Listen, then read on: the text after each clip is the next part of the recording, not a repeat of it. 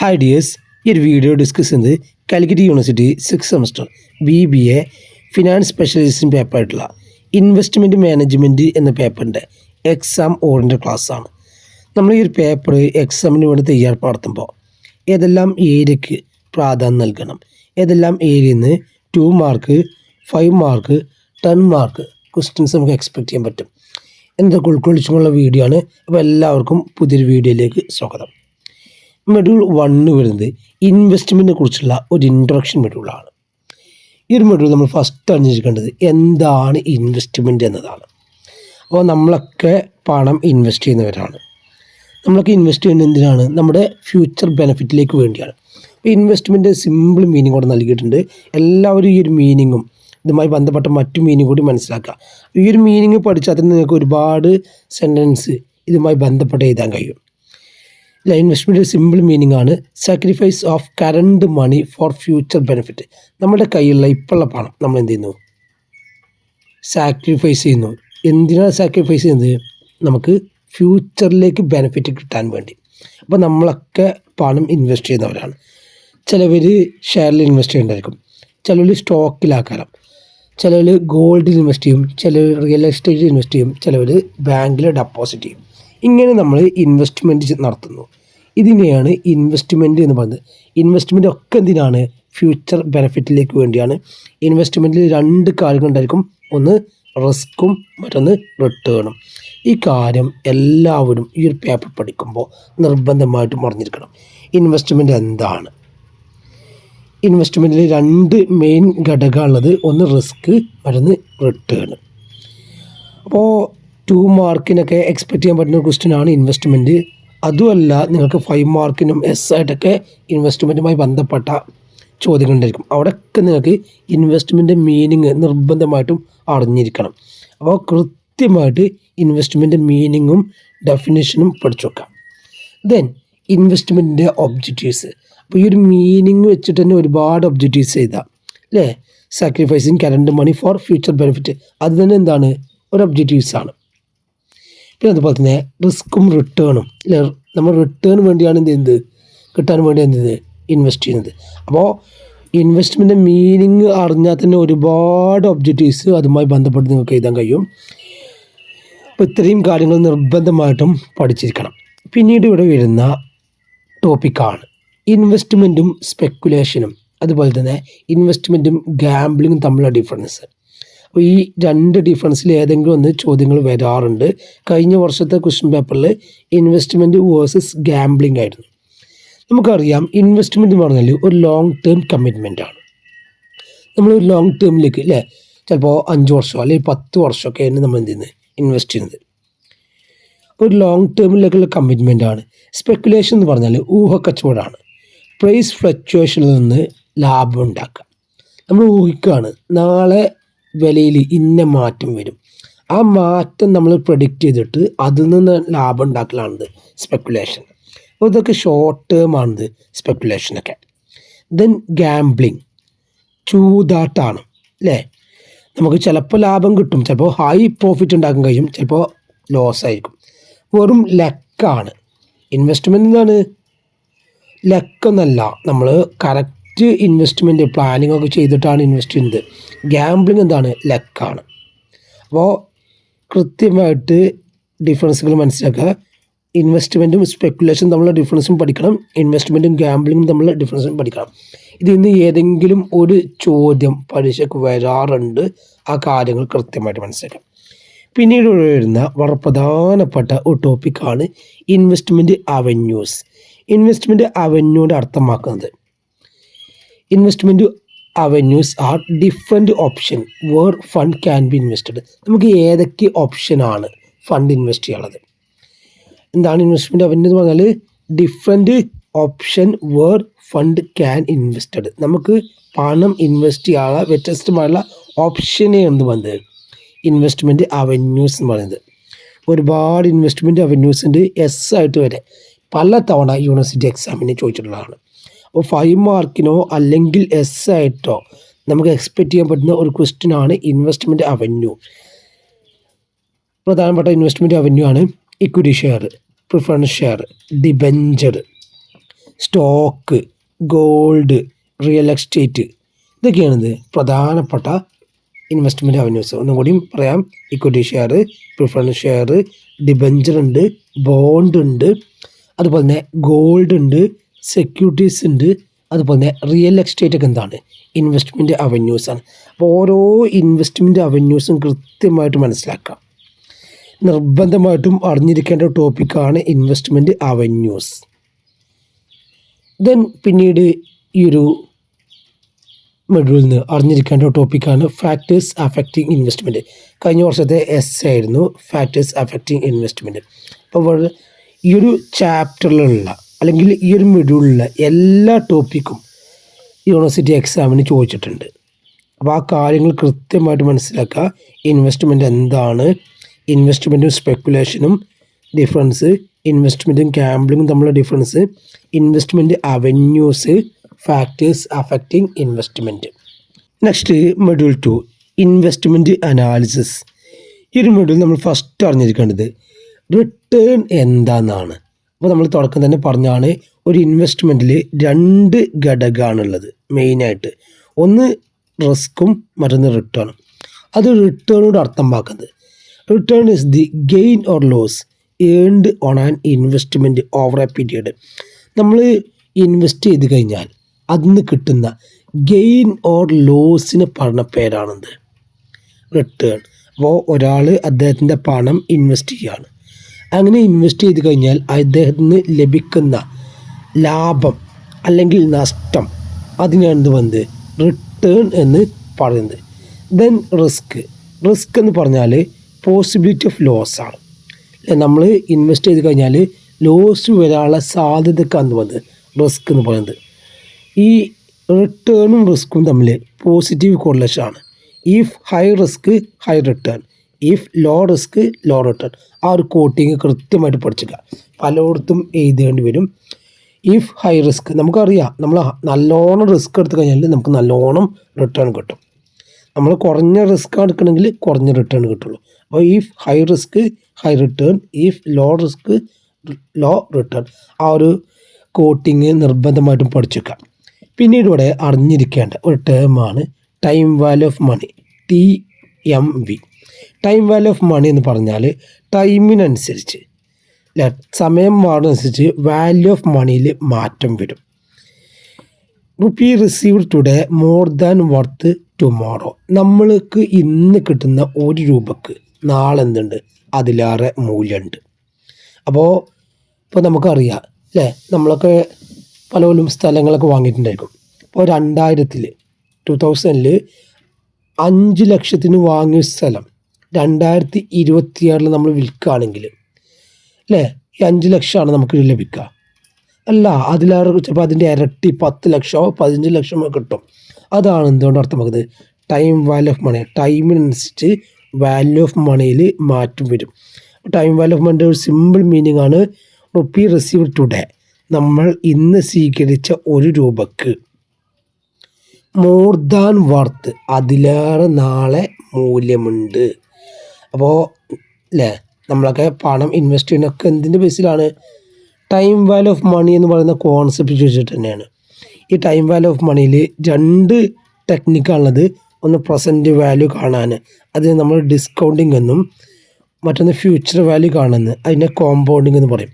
അപ്പോൾ time value of മണിയിൽ 2 technique ഉണ്ട്. ഒന്ന് കോമ്പൗണ്ടിങ്ങും ഒന്ന് ഡിസ്കൗണ്ടിങ്ങും. കോമ്പൗണ്ടിങ് എന്താ? ഫ്യൂച്ചർ വാല്യൂ കണ്ടെത്തുക. ഡിസ്കൗണ്ടിങ്ങോ പ്രസൻറ്റ് വാല്യൂ കണ്ടെത്തുക. അപ്പോൾ ഈ ഒരു 3 ഭാഗം കൃത്യമായിട്ട് അറിഞ്ഞിരിക്കണം. എന്താണ് റിട്ടേൺ, എന്താണ് റിസ്ക്, എന്താണ് ടൈം വാല്യൂ ഓഫ് മണി. ഇവിടുന്ന് ചോദ്യങ്ങൾ വരാറുണ്ട്. പിന്നീട് ഈ ഒരു മൊഡ്യൂളിൽ അറിഞ്ഞിരിക്കേണ്ട വളരെ പ്രധാനപ്പെട്ട ടോപ്പിക്കാണ്. എല്ലാ വർഷവും യൂണിവേഴ്സിറ്റി എക്സാമിന് റിപ്പീറ്റ് ചെയ്ത് ചോദിക്കുന്ന ഒരു ചോദ്യമാണ് ടൈപ്സ് ഓഫ് റിസ്ക്. 2 റിസ്ക്കാണ് ഇൻവെസ്റ്റ്മെൻറ്റിൽ ഉണ്ടാവുക. ഒന്ന് സിസ്റ്റമാറ്റിക് റിസ്ക്കും മറ്റൊന്ന് അൺസിസ്റ്റമാറ്റിക് റിസ്ക്കും. നിർബന്ധമായിട്ടും പഠിച്ചിരിക്കണം 2 റിസ്ക്കുകൾ ഏതൊക്കെയാണ്. സിസ്റ്റമാറ്റിക്കും ഉണ്ട് അൺസിസ്റ്റമാറ്റിക്കും ഉണ്ട്. ഈ സിസ്റ്റമാറ്റിക് റിസ്ക് എന്ന് പറഞ്ഞാൽ കനോട്ട് ബി എലിമിറ്റഡ്, നമുക്ക് ഒഴിവാക്കാൻ പറ്റില്ല. ആ റിസ്ക് എന്തായാലും സംഭവിക്കും. കനോട്ട് ബി എലിമിനേറ്റഡ് ആണെന്ന് സിസ്റ്റമാറ്റിക് റിസ്ക്. അൺഅവോയ്ഡബിൾ റിസ്ക് ആണ്, നമുക്ക് എന്ത് ചെയ്യാൻ പറ്റില്ല, അത്തരം റിസ്ക് ഒഴിവാക്കാൻ പറ്റില്ല. പ്രധാനപ്പെട്ട സിസ്റ്റമാറ്റിക് റിസ്ക് ആണ് മാർക്കറ്റ് റിസ്ക്. ഇപ്പോൾ മാർക്കറ്റിൽ എന്തെങ്കിലും പ്രശ്നങ്ങൾ ഉണ്ടായിക്കഴിഞ്ഞാൽ ആ റിസ്ക് എല്ലാവർക്കും എന്ത് ചെയ്യും, ബാധിക്കും. അത് എലിമിനേറ്റ് ചെയ്യാൻ കഴിയില്ല. ദെൻ ഇൻട്രസ്റ്റ് റേറ്റ് റിസ്ക്, ഇൻഫ്ലാഷന്. അപ്പോൾ പ്രധാനമായിട്ടുള്ള സിസ്റ്റമാറ്റിക് റിസ്ക് ഏതൊക്കെയാണ്? Market risk, interest rate risk, inflation risk. Then unsystematic risk. ഈ അൺസിസ്റ്റമാറ്റിക് റിസ്ക് നമുക്ക് ഡൈവേഴ്സിഫിക്കേഷനിലൂടെ റെഡ്യൂസ് ചെയ്യാൻ പറ്റും. അൺസിസ്റ്റമാറ്റിക് റിസ്ക് എന്തിലൂടെ റെഡ്യൂസ് ചെയ്യുക? ഡൈവേഴ്സിഫിക്കേഷൻ. നമ്മൾ ഒന്നിൽ നിന്ന് മറ്റൊന്നിലേക്ക് ഡൈവേഴ്സിഫൈ ചെയ്യുക. അതിലൂടെ റെഡ്യൂസ് ചെയ്യാൻ പറ്റുന്ന റിസ്ക് ആണെന്ത്? Unsystematic risk. അതിൽ വരുന്ന 2 റിസ്ക്കാണ്. ഒന്ന് ബിസിനസ് റിസ്ക്കും മറ്റൊന്ന് ഫിനാൻഷ്യൽ റിസ്ക്കും. ബിസിനസ് റിസ്ക്കും ഉണ്ട്, ഫിനാൻഷ്യൽ റിസ്ക്കും ഉണ്ട്. അപ്പോൾ ടൈപ്സ് ഓഫ് റിസ്ക് എന്ന് പറയുന്ന ഭാഗം കൃത്യമായിട്ട് പഠിക്കുക.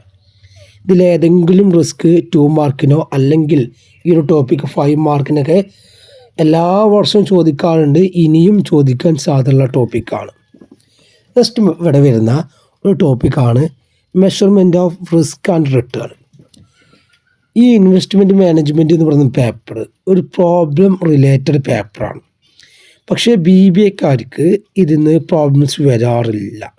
അപ്പോൾ ഈ മെഷർമെൻറ്റ് ഓഫ് റിസ്ക് ആൻഡ് റിട്ടേണിലൊക്കെ പ്രോബ്ലംസ് ഉണ്ട്. അപ്പോൾ മുൻ വർഷങ്ങളുടെ ക്വസ്റ്റ്യൻ പേപ്പർ നോക്കിച്ച BBAക്കാർക്ക് പ്രോബ്ലം വന്നിട്ടില്ല. ചിലപ്പോൾ ഒരു ചോദ്യം ചിലപ്പോൾ വിടാം. നമുക്ക് ഇട്ട് കഴിഞ്ഞാൽ ഔട്ട് ഓഫ് സിലബസ് എന്ന് പറയാനും കഴിയില്ല. അപ്പോൾ ആ കാര്യം കൃത്യമായിട്ട് മനസ്സിലാക്കുക. പ്രോബ്ലം ഇതുവരെ വന്നിട്ടില്ല, വരാൻ സാധ്യതയും വളരെ കുറവാണ്. അപ്പോൾ മെഷർമെൻറ്റ് ഓഫ് റിസ്ക് ആൻഡ് റിട്ടേണിൽ ഒരു മെഷർമെൻറ്റാണ് റേഞ്ച്. റേഞ്ച് എന്ന് പറഞ്ഞാൽ high value minus low value ആണ്. ദെൻ വേരിയൻസ്, സ്റ്റാൻഡേർഡ് ഡീവിയേഷൻ സ്ക്വയറിനെയാണ് നമ്മൾ എന്ത് പറയുന്നത് വേരിയൻസ് എന്ന് പറയുന്നത്. സ്റ്റാൻഡേർഡ് ഡീവിയേഷൻ്റെ സിമ്പിളാണ്, സ്റ്റാൻഡേർഡ് ഡീവിയേഷൻ സ്ക്വയർ ആണിത് വേരിയൻസ്. Then standard deviation. പിന്നീട് ഇവിടെ അറിഞ്ഞിരിക്കുന്ന വളരെ പ്രധാനപ്പെട്ട ഒരു ടേമാണ് ബീറ്റ. ബീറ്റ എന്ന് പറഞ്ഞാൽ മെഷർമെൻറ്റ് ഓഫ് സിസ്റ്റമാറ്റിക് റിസ്ക്. നമ്മൾ 2 റിസ്ക് ഉണ്ടെന്ന് പറഞ്ഞു. അതിൽ സിസ്റ്റമാറ്റിക് റിസ്ക് മെഷർ ചെയ്യുന്ന ടൂളാണിത് ബീറ്റ. ആ ഒരു കോൺസെപ്റ്റ് മാത്രം നിങ്ങൾ പഠിച്ചാൽ മതി. ബീറ്റ എന്ന് പറയുന്നതാണ് measurement of systematic risk. Module 3 approach to investment valuation. 2 അപ്രോച്ചുകളാണ് ഇൻവെസ്റ്റ്മെൻറ്റ് വാല്യുവേഷൻ ഉള്ളത്. അതിലൊന്നാണ് ഫണ്ടമെൻ്റൽ അനാലിസിസ്, സെക്കൻഡാണ് ടെക്നിക്കൽ അനാലിസിസ്. അതിൽ ഫണ്ടമെൻ്റൽ അനാലിസിസ് ആണ് ഈ ഒരു മൊഡ്യൂളിൽ ഡിസ്കസ് ചെയ്യുന്നത്. അടുത്ത മൊഡ്യൂളിൽ ടെക്നിക്കൽ അനാലിസിസിനെ കുറിച്ച് ഡിസ്കസ് ചെയ്യും. ഈ 2 ഏരിയയാണ് ഇൻവെസ്റ്റ്മെൻറ്റ് മാനേജ്മെൻറ്റ് എന്ന് പറയുന്ന ബുക്കിൻ്റെ ഏറ്റവും അടിത്തറായിട്ടുള്ള ഏരിയ. അപ്പോൾ ഈ ഒരു ഭാഗത്തു നിന്നായിരിക്കും കൂടുതൽ ചോദ്യങ്ങൾ നിങ്ങൾ പ്രതീക്ഷിക്കേണ്ടത്. അതിൽ ഫണ്ടമെൻ്റൽ അനാലിസിസ് എന്ന് പറഞ്ഞാൽ അനാലിസിസ് ഓഫ് 3 ഫാക്ടേഴ്സ് ആണ്. ആ 3 ഫാക്ടേഴ്സ് EIC അനാലിസിസ് എന്നും പറയാറുണ്ട്. അപ്പോൾ ഏതൊക്കെയും 3 ഫാക്ടേഴ്സ്? ഒന്ന് എക്കോണമിക് അനാലിസിസ് ആണ്, സെക്കൻഡ് ഇൻഡസ്ട്രിയൽ അനാലിസിസ് ആണ്, തേർഡ് കമ്പനി അനാലിസിസ് ആണ്.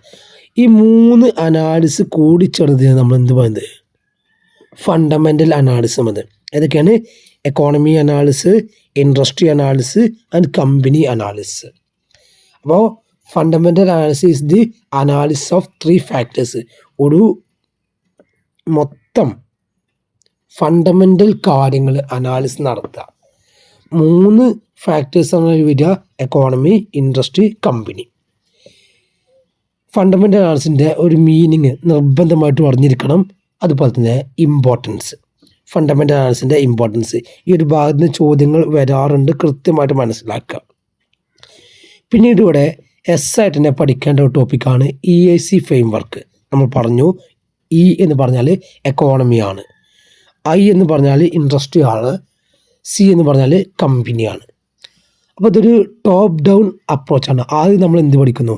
എക്കോണമിയെ കുറിച്ച് പഠിക്കുന്നു, അതിനുശേഷം ഇൻഡസ്ട്രിയെക്കുറിച്ച് പഠിക്കുന്നു, അതിനുശേഷം കമ്പനിയെക്കുറിച്ച് പഠിക്കുന്നു. അതാണ് EIC ഫ്രെയിംവർക്ക്. ഈ EIC ഫ്രെയിംവർക്ക് നിർബന്ധമായിട്ടും പഠിക്കുക. അതിൽ എക്കോണമി അനാലിസിൽ എക്കോണമിക് സിസ്റ്റം വരും, എക്കോണമിക് പോളിസീസ് വരും, മറ്റു എക്കോണമിയുമായി ബന്ധപ്പെട്ട ഇൻഫ്ലാഷന്, ഡിഫ്ലാഷന് ഒക്കെ ഇവിടെ പഠിക്കും, എക്കോണമി അനാലിസിൽ പഠിക്കും. അതിൽ എക്കോണമിക് സിസ്റ്റം എന്ന് പറഞ്ഞാൽ വേൾഡിൽ 3 എക്കോണമിക് സിസ്റ്റംസ് ഉള്ളത്. ഏതൊക്കെയാണ്? Capitalist economy, socialist economy and mixed economy. ആ കാര്യങ്ങൾ കൃത്യമായിട്ട് മനസ്സിലാക്കുക. ദെൻ എക്കോണമി അനാലിസിസ് കഴിഞ്ഞ് കഴിഞ്ഞാൽ പിന്നെ ഒരു ഇൻഡസ്ട്രി അനാലിസിസ്. ആ ഇൻഡസ്ട്രി അനാലിസിസ് ചെയ്ത് കഴിഞ്ഞാൽ പിന്നെയാണ് കമ്പനി അനാലിസിസ്. അതുകൊണ്ടാണ് ഇതൊരു ടോപ്പ് ഡൗൺ അപ്രോച്ചാണ്. ഏറ്റവും ടോപ്പിൽ നിന്ന് ഏറ്റവും ലോയിലേക്ക് വരുന്ന ഒരു അപ്രോച്ചാണിത്. EIC framework. കൃത്യമായിട്ട് EIC ഫ്രെയിംവർക്ക് മനസ്സിലാക്കാം. ആയിട്ട് പലവട്ടം യൂണിവേഴ്സിറ്റി എക്സാമിന് റിപ്പീറ്റ് ചെയ്ത് ചോദിച്ചിട്ടുള്ള ചോദ്യമാണ് EIC ഫ്രെയിംവർക്ക്. ഇനി ഫണ്ടമെൻ്റൽ അനാലിസിസ് എന്ത് വെച്ച് കഴിഞ്ഞാലും നിങ്ങൾ എഴുതേണ്ടത് എന്ത് തന്നെയാണ്? EIC തന്നെയാണ് കേട്ടോ. ഫണ്ടമെൻ്റൽ അനാലിസിസുമായി ബന്ധപ്പെട്ട ഏത് ചോദ്യം വന്നു കഴിഞ്ഞാലും EIC അനാലിസിസ് തന്നെയാണ് അവിടെ ആൻസർ എഴുതേണ്ടത്. പിന്നീട് ഇവിടെ വരുന്ന ഒരു ടോപ്പിക്കാണ് factors sources of investment information. നമുക്ക് എവിടെ നിന്നൊക്കെയാണ് ഇൻവെസ്റ്റ്മെൻറ്റ് ലഭിക്കുന്നത്, അതിനെ ബാധിക്കുന്ന ഘടകങ്ങൾ ജസ്റ്റ് ഒന്ന് അറിഞ്ഞിരുന്നാൽ മതി. ഫാക്ടേഴ്സ് അഫക്റ്റിംഗ് ഇൻവെസ്റ്റ്മെൻറ്റ് തന്നെയാണ് നമ്മൾ കഴിഞ്ഞ മൊഡ്യൂളിൽ പറഞ്ഞ ഫാക്ടേഴ്സ് അഫക്റ്റിംഗ് ഇൻവെസ്റ്റ്മെൻറ്റ് തന്നെയാണിത് ഈ ഒരു ടോപ്പിക്കും. അപ്പോൾ ഇവിടെ ഫണ്ടമെൻ്റൽ അനാലിസും EIC അനാലിസും കൃത്യമായിട്ട് മനസ്സിലാക്കാം. Next module 4 technical analysis. വളരെ പ്രധാനപ്പെട്ട മൊഡ്യൂളാണ്. കുറച്ചൊക്കെ ബുദ്ധിമുട്ടുള്ള കാര്യങ്ങൾ ഈ ഒരു മൊഡ്യൂളിൽ പഠിക്കാണ്ട്. അതുകൊണ്ട് തന്നെ ഈ ഒരു മൊഡ്യൂളിന് നല്ലോണം പ്രാധാന്യം നൽകണം. ഒരുപാട് ചോദ്യങ്ങൾ ഈ ഒരു മൊഡ്യൂളിൽ നിന്ന് യൂണിവേഴ്സിറ്റി എക്സാമിന് റിപ്പീറ്റ് ചെയ്ത് ചോദിക്കാറുണ്ട്. ഈ ഒരു മൊഡ്യൂൾ നമ്മൾ ഫസ്റ്റ് അറിഞ്ഞിരിക്കേണ്ടത് എന്താണ് ടെക്നിക്കൽ അനാലിസിസ് എന്നാണ്. അപ്പോൾ നമ്മൾ 2 അപ്രോച്ചാണ് പറഞ്ഞു. ഒന്ന് ഫണ്ടമെൻ്റൽ അനാലിസും മറ്റൊന്ന് ടെക്നിക്കൽ അനാലിസും. അതിൽ ഫണ്ടമെൻ്റൽ അനാലിസിനെ കുറിച്ച് നമ്മൾ ഡീറ്റെയിൽഡ് ആയിട്ട് പറഞ്ഞു. ഇനി ടെക്നിക്കൽ അനാലിസിസ് എന്താണെന്ന് നോക്കാം. Past price movement and trading volume to predict future price trend. പാസ്റ്റിലെ പ്രൈസ് മൂവ്മെൻറ്റും അതുപോലെ തന്നെ ട്രേഡിംഗ് വോളിയത്തിൻ്റെ അടിസ്ഥാനത്തിൽ ഫ്യൂച്ചറിലെ പ്രൈസ് ട്രെൻഡ് പ്രഡിക്റ്റ് ചെയ്യുന്നതാണ് ടെക്നിക്കൽ അനാലിസിസ് എന്ന് പറയുന്നത്. അപ്പോൾ ഒരു കമ്പനി അല്ലെങ്കിൽ ഒരു ഇൻഡസ്ട്രിയിലെ പാസ്റ്റിലെ പ്രൈസ് ഇങ്ങനെയാണെന്ന് പറഞ്ഞിട്ട് ഫ്യൂച്ചറിൽ ഇന്ന വില ആയിരിക്കും എന്ന് പ്രഡിക്റ്റ് ചെയ്യലാണെന്ത് ടെക്നിക്കൽ അനാലിസിസ് കൊണ്ട് അർത്ഥമാക്കുന്നത്. അപ്പോൾ ഒരു കമ്പനി ഈ വർഷം 1,00,000 പ്രോഫിറ്റ് ഉണ്ട്, 1,00,000 പ്രോഫിറ്റ് ഉണ്ട്, നമ്മൾ പ്രഡിക്റ്റ് ചെയ്യാണ് അടുത്ത വർഷം ഈ ഒരു ട്രെൻഡ് വെച്ചിട്ട് ഈ പാസ്റ്റിൽ ഈ വർഷം നടന്ന ട്രെൻഡ് വെച്ചിട്ട് അടുത്ത വർഷം എന്ത് കിട്ടും? 2,00,000 പ്രോഫിറ്റ് കിട്ടും. അല്ലെങ്കിൽ പ്രോഫിറ്റ് കുറയാൻ സാധ്യതയുണ്ട്. അങ്ങനെ പാസ്റ്റിലെ ട്രെൻഡ് വെച്ചിട്ട് ഫ്യൂച്ചറിനെ പ്രഡിക്റ്റ് ചെയ്യുന്നതിനാണ് നമ്മൾ എന്ത് പറയുന്നത്? ടെക്നിക്കൽ അനാലിസിസ് എന്ന് പറയുന്നത്. ഇനിയിപ്പോൾ ഗോൾഡ് നോക്കുക വെച്ചാൽ ഇപ്പോൾ ഇന്ന് ഗോൾഡിന് 1,00,000 റേറ്റ് എങ്കിൽ 2027 ഒരു മാർച്ച് ആകുമ്പോഴേക്ക് ഗോൾഡിൻ്റെ റേറ്റ് 1,50,000 ആകും എന്ന് പ്രഡിക്റ്റ് ചെയ്യുക. അല്ലെങ്കിൽ 50,000 കുറയും എന്ന് നമ്മൾ എന്ത് ചെയ്യുന്നു? പ്രഡിക്റ്റ് ചെയ്യുന്നു. അതിനാണ് എന്ത് വന്നത്? Technical analysis. ഇവിടെ ശ്രദ്ധിക്കേണ്ടത് പാസ്റ്റിലെ പ്രൈസ് മൂവ്മെൻറ്റും ട്രേഡിംഗ് വോളിയം വെച്ചിട്ടാണ് നമ്മൾ ഫ്യൂച്ചറിനെ പ്രഡിക്റ്റ് ചെയ്യുന്നത്. അപ്പോൾ ടെക്നിക്കൽ അനാലിസിൻ്റെ ഒരു മീനിങ് നിർബന്ധമായിട്ടും പഠിച്ചു വെക്കുക. പല ചോദ്യത്തിലും എഴുതേണ്ടി വരും. 2 മാർക്കിലൊക്കെ വളരെ കൂടുതൽ തവണ റിപ്പീറ്റ് ചെയ്ത് ചോദിച്ചിട്ടുള്ള ഒരു ചോദ്യമാണ് ടെക്നിക്കൽ അനാലിസിസ് എന്താണ്. ഇനി ഇവിടെ ഒരുപാട് തിയറീസ് ടെക്നിക്കൽ അനാലിസിസിൽ വരുന്നുണ്ട്. അതിൽ ടെക്നിക്കൽ അനാലിസിൻ്റെ ഏറ്റവും അടിസ്ഥാനമായിട്ടുള്ള അതിൻ്റെ കോറായിട്ടുള്ള ഒരു തിയറിയാണ് ഡൗ തിയറി. ചാൾസ് ഡൗ എന്ന് പറയുന്ന വ്യക്തിയാണ് ഡൗ തിയറി ഡെവലപ്പ് ചെയ്തത്. അപ്പോൾ ഡൗ തിയറിനെ കുറിച്ച് നിർബന്ധമായിട്ടും അറിഞ്ഞിരിക്കണം. 5 മാർക്കിന് പലതവണ യൂണിവേഴ്സിറ്റി എക്സാമിനെ റിപ്പീറ്റ് ചെയ്ത് ചോദിച്ചിട്ടുള്ള ഒരു ചോദ്യമാണ് ഡൗ തിയറി. ചാൾസ് ഡൗ എന്ന് പറയുന്ന വ്യക്തിയാണ് ഇത് ഡെവലപ്പ് ചെയ്തത്. ടെക്നിക്കൽ അനാലിസിൻ്റെ ഏറ്റവും അടിത്തറ എന്താണ്? ഡൗ തിയറിയാണ്. പിന്നീട് ഇവിടെ വരുന്ന ടോപ്പിക്കാണ് charts and chart pattern. Technical അനാലിസിൽ ഒരുപാട് ചാർട്ടുകൾ അല്ലെ. നമ്മൾ ഒരു ചാർട്ട് വെച്ചിട്ടാണ് ഇപ്പോൾ നിങ്ങളൊക്കെ സ്റ്റോക്ക് മാർക്കറ്റിലൊക്കെ സാധനങ്ങൾ വാങ്ങുകയും വിൽക്കുകയും ചെയ്യുന്നുണ്ടായിരിക്കും. പല ഷെയറുകളൊക്കെ വാങ്ങി പഠിച്ചിട്ടുണ്ടായിരിക്കും. അവർക്കൊക്കെ ഈ ചാർട്ടും ചാർട്ട് പാറ്റേണൊക്കെ കൃത്യമായിട്ട് അറിയേണ്ടിയിരിക്കും. പ്രധാനമായിട്ടുള്ള ചാർട്ടുകളാണ് line chart, bar chart, candle chart. ഇത് ഏറ്റവും പ്രധാനപ്പെട്ട മോസ്റ്റ് പോപ്പുലർ ചാർട്ടാണ് കാൻഡിൽ ചാർട്ട്. അപ്പം പ്രധാനമായിട്ടും 3 ചാർട്ടുകളാണുള്ളത്: line chart, bar chart, candlestick chart. അപ്പോൾ ഈ ചാർട്ടുകൾക്ക് വരച്ചിട്ടാണ് നമ്മൾ എന്ത് ഫ്യൂച്ചറിൽ ഇന്നത് വരും എന്ന് പ്രഡിക്റ്റ് ചെയ്യുന്നത്. ദെൻ പിന്നീട് ഇവിടെ അറിഞ്ഞിരിക്കേണ്ട മറ്റൊരു പ്രധാനപ്പെട്ട തിയറിയാണ് എഫിഷ്യൻറ്റ് മാർക്കറ്റ് ഹൈപ്പോത്തസിസ്. ഫാർമഡ് തിയറിയാണ് എഫിഷ്യൻറ്റ് മാർക്കറ്റ് ഹൈപ്പോസിസ് കേട്ടോ. ചിലപ്പോൾ ഇങ്ങനെയൊക്കെ ഈ ഷോർട്ടിലൊക്കെ വരിക EMH കൃത്യമായിട്ട് പഠിച്ചിരിക്കണം.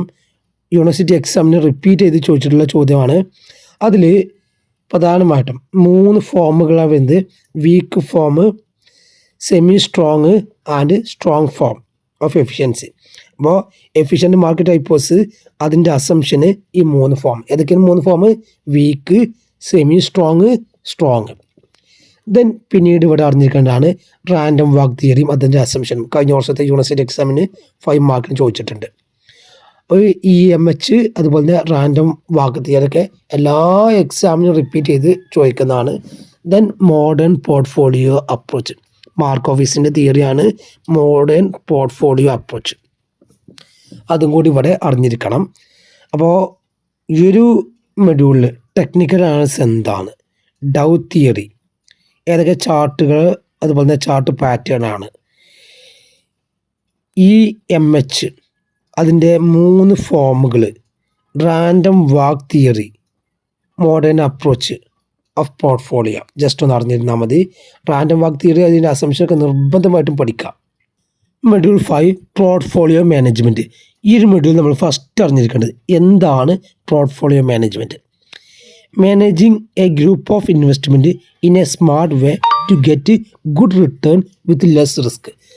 നല്ല റിട്ടേൺ ലഭിക്കുന്നതിന് വേണ്ടി ഗ്രൂപ്പ് ഓഫ് ഇൻവെസ്റ്റ്മെൻറ്റിനെ സ്മാർട്ട് വേയിൽ മാനേജ് ചെയ്യുന്നതിനാണ് നമ്മൾ എന്ത് വന്നത്, പോർട്ട്ഫോളിയോ മാനേജ്മെൻറ്റ് എന്ന് വന്നത്.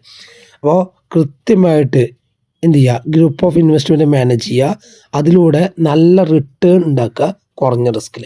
അപ്പോൾ കുറഞ്ഞ റിസ്കിൽ നല്ല റിട്ടേൺ ഉണ്ടാക്കുക, അതിനുവേണ്ടി ഗ്രൂപ്പ് ഓഫ് ഇൻവെസ്റ്റ്മെൻറ്റിനെ നല്ല രീതിയിൽ മാനേജ് ചെയ്യുന്നതിനാണ് പോർട്ട്ഫോളിയോ മാനേജ്മെൻറ്റ് എന്ന് പറയുന്നത്. ഇതിൽ ഈ ഗ്രൂപ്പ് ഓഫ് ഇൻവെസ്റ്റ്മെൻറ്റ് കൊണ്ട് അർത്ഥമാക്കുന്നത് പോർട്ട്ഫോളിയോസ് ആണ്. അതായത് പോർട്ട്ഫോളിയോസ് ബെസ്റ്റ് വേയിൽ മാനേജ് ചെയ്യുക, അതിലൂടെ നല്ല റിട്ടേൺ ഉണ്ടാക്കുക കുറഞ്ഞ റിസ്കിൽ, ലെസ് റിസ്കിൽ കുറഞ്ഞ റിട്ടേൺ ഉണ്ടാക്കുക. Managing group of investment in a smart way to get good return with less risk. അപ്പോൾ ഇതിൻ്റെ മീനിങ് നിർബന്ധമായിട്ടും പഠിച്ചെടുക്കുക. പോർട്ട്ഫോളിയോ മാനേജ്മെൻറ്റിൻ്റെ ഒരു മീനിങ് ചിലപ്പോൾ 2 മാർക്കിന് ഒരുപാട് തവണ റിപ്പീറ്റ് ചെയ്ത് ചോദിച്ചിട്ടുണ്ട്. ചിലപ്പോൾ 5 മാർക്ക് വരാം.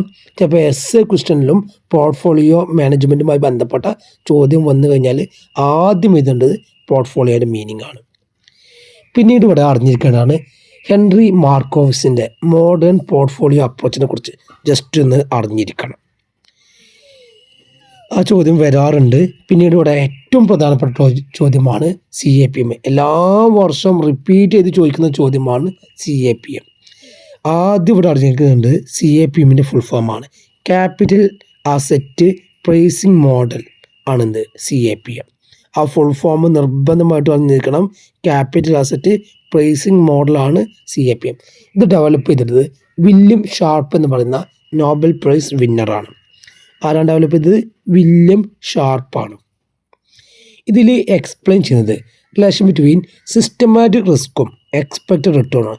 സിസ്റ്റമാറ്റിക് റിസ്ക് എന്താണ്? ബീറ്റ. നമ്മൾ ഓൾറെഡി പറഞ്ഞാണ് സിസ്റ്റമാറ്റിക് റിസ്ക് ആണെന്ത് ബീറ്റ.